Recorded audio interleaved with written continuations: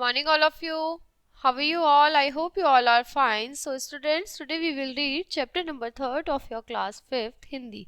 सत्य की महिमा. प्राचीन काल में बेटा एक सत्यवादी धर्मात्मा राजा था. उसके राज्य में यदि कोई व्यक्ति अपना माल बेचने के लिए लाता और शाम तक उसका माल नहीं बिकता तो राजा के कर्मचारी उसे खरीद लेते थे. लोकहित के लिए राजा की यह सत्य प्रतिज्ञा थी.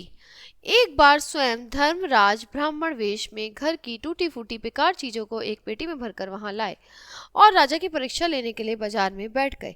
उनकी उन बेकार चीजों को भला कौन खरीदता. सायकाल होने पर राजा के सेवक बाजार में घूमने लगे. बाजार की सारी चीजें तो बिक चुकी थी पर ब्राह्मण अभी तक पेटी लेकर बैठा था. राज सेवकों ने ब्राह्मण के पास जाकर पूछा, विप्रवर, क्या आपकी चीजें नहीं बिकी. ब्राह्मण ने उत्तर दिया, नहीं. आप इस पेटी में बेचने के लिए क्या लाए हैं. उन राजसेवकों ने पूछा, इसका मूल्य क्या है. ब्राह्मणन ने कहा, इस पेटी में कूड़ा करकट अर्थात मेरी दरिद्रता है. इसका मूल्य 1000 स्वर्ण मुद्राएं हैं. ब्राह्मण की बात सुनकर राजसेवक हंसे और बोले, विप्रवर, इसे कौन लेगा. इसका तो 1 पैसा भी मूल्य नहीं है. कोई बात नहीं, ब्राह्मण बोला, यदि इसे कोई नहीं लेगा तो मैं इसे वापस अपने घर ले जाऊंगा.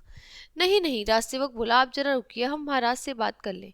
राजसेवक ने राजा से सारी बातें जाकर बता दी राजा को. राजा ने कहा, ब्राह्मण देवता को अपनी चीजें वापस ना ले जाने दो और मोल भाव करके चीजें खरीद लो. राजा ने सेवकों से ब्राह्मण से मोल भाव करके उस पेटी को खरीदना चाहा परंतु ब्राह्मण ने 1 पैसा भी कम नहीं किया. राज सेवक बौखलाए पर विवश हो गए. राजा की आज्ञा थी, उनके सत्य वचन का प्रश्न था. आखिरकार राज सेवक ने 1000 स्वर्ण मुद्राएं देकर वह पेटी खरीद ली और उसे राजा को लाकर दे दिया.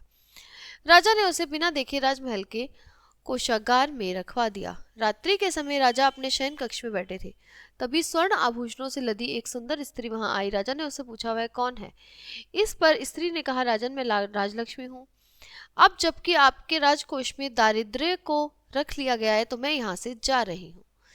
जैसे आपकी इच्छा, राजा ने उत्तर दिया. स्त्री चली गई. कुछ देर बाद एक अति सुंदर युवक वहां आया. राजा ने उससे पूछा कि वह कौन है. उस सुंदर पुरुष ने कहा, राजन, मेरा नाम दान है. आप सत्यवादी धर्मात्मा हैं, इसलिए मैं यहाँ निवास करता था.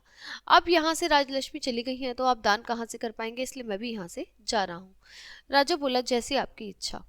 उसके बाद एक एक करके वहां से यज्ञ और यश आए. उन्होंने भी वहां से जाना चाहा तो राजा ने उन्हें भी वहां से जाने दिया. सबसे अंत में जो सुदर्शन युवक आया उसे अपना परिचय सत्य के रूप में दिया और जाने लगा. इस पर राजा ने खड़े होकर उसका रास्ता रोक लिया और कहा, हे धर्मात्मा सत्य, आपके कारण ही मैंने राजलक्ष्मी, दान, यज्ञ और यश को यहाँ से जाने दिया, परंतु मैं आपको यहाँ से नहीं जाने दूंगा. यह मेरी प्रतिज्ञा है.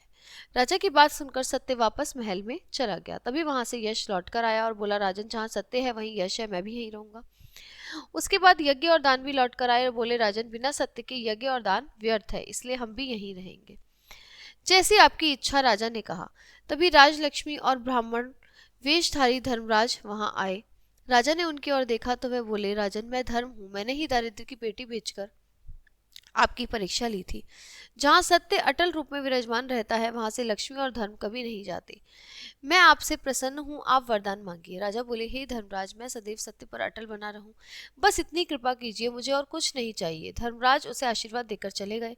वास्तव में निष्काम भाव से जो सत्य का पालन करता है उसके पास लक्ष्मी, दान, यज्ञ, यश और धर्म सदैव हमेशा बने रहते हैं.